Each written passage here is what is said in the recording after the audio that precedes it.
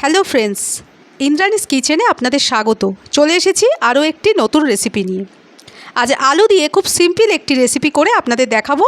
করব কারি পাতা আর কাঁচা লঙ্কা দিয়ে খুব কম তেলে আলু ভাজা। দুটো আলু এইভাবে কেটে ধুয়ে নিয়েছি, সাথে নিয়েছি বাড়ির গাছের কারি পাতা আর কাঁচা লঙ্কা।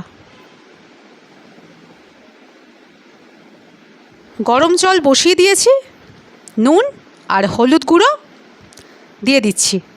এরপর কেটে রাখা আলুগুলো দিয়ে দিচ্ছি।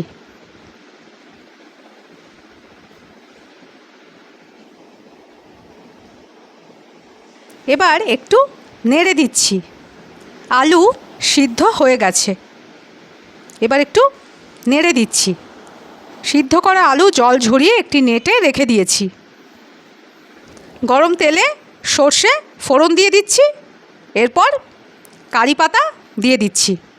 কারি পাতা একটু ভেজে নেব। এবার সিদ্ধ করা আলুগুলো দিয়ে দিচ্ছি। আলুগুলো ভালো করে নাড়তে থাকবো।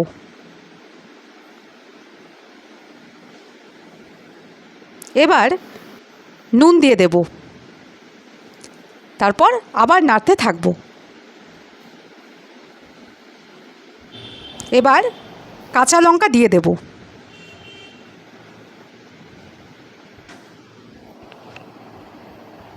আলু ভাজা হয়ে গেছে। খুব কম তেলে কারি পাতা আর কাঁচা লঙ্কা দিয়ে আলু ভাজা একদম রেডি। রেসিপিটা কেমন লাগলো কমেন্ট করে জানাবেন। ভালো লেগে থাকলে লাইক করে দেবেন আর প্রিয়জনদের সাথে শেয়ার করে দেবেন।